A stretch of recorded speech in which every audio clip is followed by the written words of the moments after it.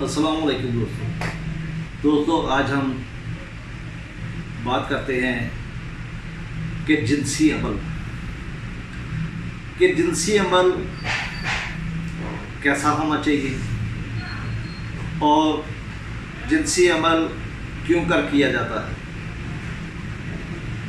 تو دوستو آپ سب جانتے ہیں کہ صرف اور صرف انسان نہیں بلکہ پوری کائنات میں پائے جانے والے تمام جانور جنسی عمل کرتے ہیں، لیکن انسان میں اور جانوروں میں جنسی عمل کا فرق یہ ہے کہ تمام جانور جنسی عمل صرف اس لیے کرتے ہیں کہ ان کی نسل چلتی رہے، لیکن انسان صرف جنسی عمل نہ صرف نسل آگے بڑھانے کے لیے بلکہ ذہنی اور جسمانی سکون حاصل کرنے کے لیے ایک تفریحاً جنسی عمل کرتا ہے۔ اور چونکہ انسان ایک لالچی انسان ہوتا ہے، وہ زیادہ سے زیادہ تسکین چاہتا ہے،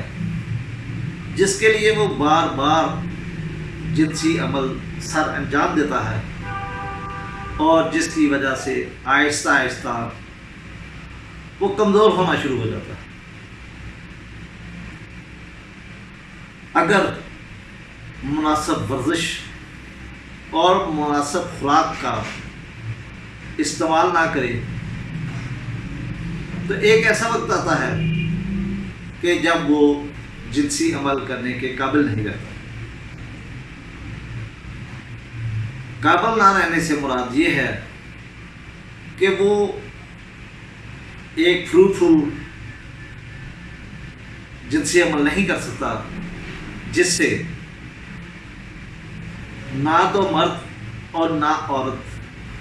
تسکین حاصل کر سکتے ہیں۔ یعنی کہ جنسی عمل تو ہو جاتا ہے، نسل آگے چل جاتی ہے، لیکن لطف ختم ہو جاتا ہے۔ لطف کیوں ختم ہوتا ہے؟ کیونکہ جنسی عمل کرنے کے بعد بار بار جنسی عمل کرنے کے بعد انسان کا اعضائے تناسل ڈھیلا رہ جاتا ہے، اور پھر نہ مخالف جنس کو مزہ آتا ہے اور نہ کرنے والے کو۔ تو آج ہم اسی کے بارے میں بات کریں گے کہ آخرکار اگر یہ مسئلہ آ جائے کہ جنسی عمل کرتے ہوئے اعضائے تناسل ڈھیلا پڑ جائے تو اس کے پیچھے کیا وجوہات ہیں، یا وہ کون سی وجہ ہے جس کی وجہ سے انسان کا جنسی عمل متاثر ہوتا ہے اور وہ دوستوں کے طریقے سے جنسی عمل سر انجام نہیں دے سکتا۔ آپ سب جانتے ہیں کہ جنسی لحاظ سے مرد اعضائے تناسل رکھتا ہے اور عورت شرمگاہ رکھتی ہے، لیکن اگر کسی وجہ سے اعضائے تناسل میں سختی نہ پائی جائے تو جماع تسلی بخش نہیں ہوتا، یا بعض دفعہ نفسیاتی طور پر بعض مرد اپنے آپ کو کمزور محسوس کرتے ہیں، اور اس طرح وہ جماع کرتے ہوئے ان کا اعضائے تناسل ڈھیلا پڑ جاتا ہے۔ نمبر 3، بعض مرد شکل صورت کے حساب سے عورت کی خوبصورتی کے لحاظ سے ذرا کم تر ہوتے ہیں،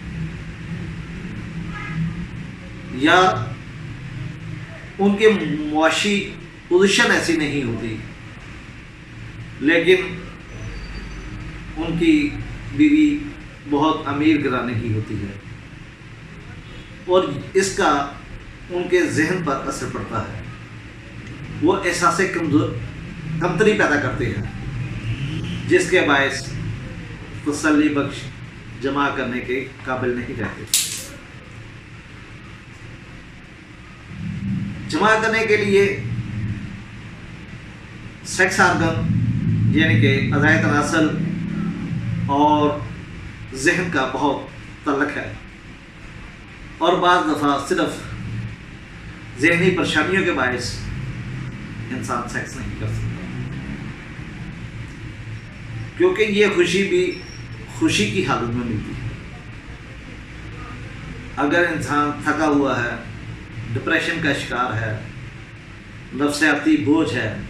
ذہنی پریشانی ہے، تو اعضائے تناسل کام نہیں کرے گا اور وہ جماع میں لطف اندوز نہیں ہو سکتا۔ یا پھر مختلف انگریزی ایلوپیتھی ادویات کی وجہ سے،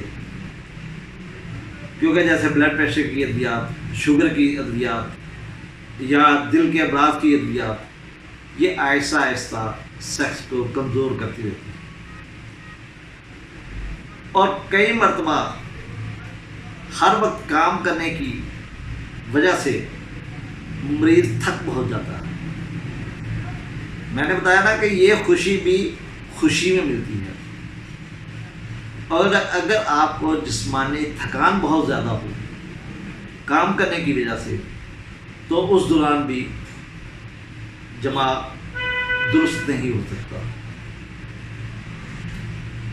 یا ذیابیطس، شوگر بھی آہستہ آہستہ انسان کے اعصاب کو کمزور کرتی ہے، جس کے باعث انسان کو شہوت نہیں آتی اور آہستہ آہستہ مردانہ کمزوری پیدا ہونا شروع ہو جاتی ہے۔ یہ ہوتا کیوں ہے؟ ٹیسٹوسٹیرون ایک ایسا ہارمون ہے جو مرد میں خواہش جمع پیدا کرتا ہے، اور اس کی وجہ سے کسی مرد میں اگر جتنا زیادہ ٹیسٹوسٹیرون ہوگا اتنی ہی اس میں جنسی کشش ہوگی، جنسی جوش ہوگا، اور بعض دفعہ اس ہارمون کی کمی کی وجہ سے مریض اپنا مردانہ کمزوری کا یا نامردی کا شکار ہو جاتا ہے۔ اور ویسے بھی عمر کے لحاظ سے 50 سال کے بعد آہستہ آہستہ یہ ٹیسٹوسٹیرون ہارمون جو ہے یہ کم ہوتا رہتا ہے، اور عمر کے ساتھ ساتھ بھی جنس کی کمزوری ہوتی ہے۔ یا بعض دفعہ جگر کی خرابی کی وجہ سے خون میں ایسٹروجن لیول بڑھ جاتا ہے، اور ایسٹروجن لیول بڑھنے کی وجہ سے بھی نامردی ہو جاتی ہے، کیونکہ آپ سمجھتے ہیں کہ ایسٹروجن جو ہوتا ہے وہ ایک زنانہ ہارمون ہے، وہ عورتوں کے جسم میں زیادہ ہوتا ہے بنسبت مردوں کے، اور جب اس کی زیادتی ہوتی ہے تو پھر بھی نامردی پیدا ہو جاتی ہے۔ اور بعض دفعہ دیکھا گیا ہے کہ اگر مرد کو اپنی عورت خوبصورت نہ لگے، اس میں دلچسپی نہ ہو، لڑائی جھگڑے کی وجہ سے، خوبصورتی کی وجہ سے، یا کسی بھی وجہ سے، تو پھر بھی جمع کرنا اس عورت سے انسان کے لیے مشکل ہو جاتا ہے، کیونکہ اس کے لیے ذہنی ہم آہنگی چاہیے۔ پھر بات وہی آتی ہے کہ خوشی میں ایک خوشی ہے، لیکن ایسا مرد اگر کوئی اور عورت ہو جسے وہ پسند کرتا ہو، جو اس کے دل کو باتی ہو، تو وہاں پہ وہ ایک زبردست جمع کرنے کی طاقت رکھتا ہے اور جمع کا عمل سب انجام دیتا ہے۔ لہذا ایسی نامردی کو دیکھنے کے لیے ہمیں اس کی مکمل ہسٹری لینی پڑتی ہے اور نفسیاتی علاج کرنا پڑتا ہے، تو پھر وہ آہستہ آہستہ جنسی طاقت حاصل کرتا ہے، کیونکہ اس کے ذہن میں ایک چیز ہوتی ہے جو نکالنی پڑتی ہے۔ اگر وہ اسی عورت میں دلچسپی لینی شروع کر دے تو پھر وہ بھرپور جمع کر سکے گا۔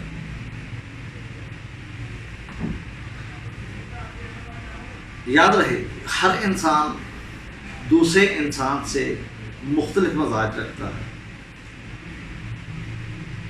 بعض دفعہ کچھ مرد ایک عورت سے ہی مطمئن ہو جاتے ہیں،